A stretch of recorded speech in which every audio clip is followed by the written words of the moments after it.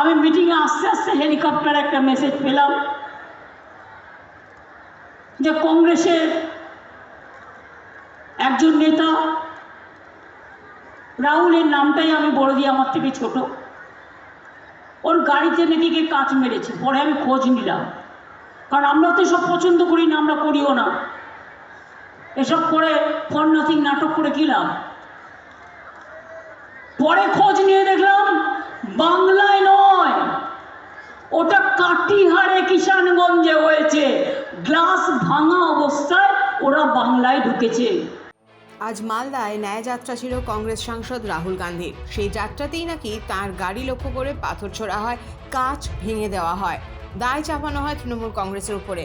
এর উত্তরে মুখ্যমন্ত্রী মমতা বন্দ্যোপাধ্যায় কি বললেন, তার আগে একবার শুনে নেওয়া যাক কংগ্রেস সাংসদ অধীর চৌধুরী কি বলেছিলেন। আমি ধরুন গাড়িতে বসে, এখন পিছন থেকে কে ঢিল মারছে, কে পাটকে মারছে, আমি কি করে বলবো? কিন্তু বিষয়টা হচ্ছে যে সর্বত্র একটা অসহযোগিতার চিহ্ন স্পষ্ট। কুচবিহার থেকে শুরু হয়েছে সর্বত্র অসহযোগিতা। রাহুল গান্ধী ভারত জোড়ো যাত্রা যাতে ব্যর্থ হয় তার জন্য চেষ্টা কোনো ত্রুটি নাই। অধীর চৌধুরী লোকসভা কেন্দ্র বহরমপুরের সভা থেকে ঠিক কি বললেন মুখ্যমন্ত্রী? মাধ্যমিক পরীক্ষার সময় যদি ন্যায়যাত্রা হয় সেক্ষেত্রেও কি কি নিয়ম মানতে হবে তাও স্পষ্ট করে দেন মমতা। আমি মিটিংয়ে আস্তে আস্তে হেলিকপ্টার একটা মেসেজ পেলাম যে কংগ্রেসের একজন নেতা, রাহুলের নামটাই আমি বলে দিই, আমার থেকে ছোট, ওর গাড়িতে নাকি কে কাঁচ মেরেছে। পরে আমি খোঁজ নিলাম, কারণ আমরা তো সব পছন্দ করি না, আমরা করিও না। এসব করে ফর নাথিং নাটক করে কি লাভ? পরে খোঁজ নিয়ে দেখলাম বাংলায় নয়, ওটা কাটিহারে কিষানগঞ্জে হয়েছে। গ্লাস ভাঙা অবস্থায় ওরা বাংলায় ঢুকেছে। কিন্তু আমি ঘটনার নিন্দা করি, কারো উপর আক্রমণ হলেই আমি নিন্দা করি। বিহারে সবে বিজেপি সিপিএম, বিজেপি আর নীতিশ এক হয়েছে, ওদের রাগ থাকতেই পারে। কিন্তু আমাদের এখানে যেন কোনো দুর্ঘটনা না ঘটে। কোনো পার্টি মিছিল করতেই পারে, মিটিং করতেই পারে, শান্তিপূর্ণভাবে মিছিল করুক, মিটিং করুক, আমার কোনো আপত্তি নেই। তবে একটা কথা মনে রাখবেন, আজকে কত তারিখ? 31 তারিখ।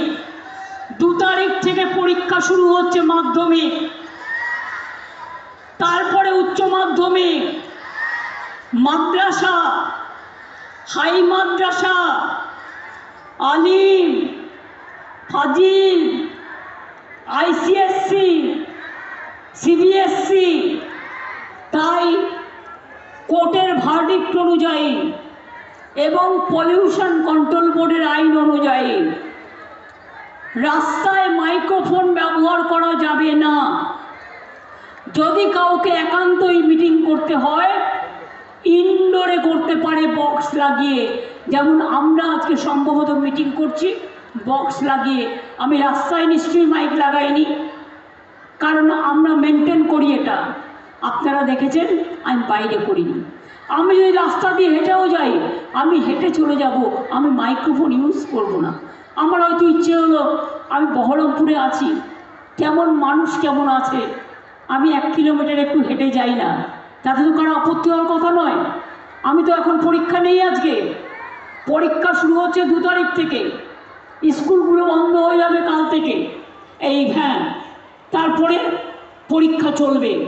আমি মাধ্যমিক পরীক্ষার্থীদের অনেক অভিনন্দন জানাই, অনেক বড় হও।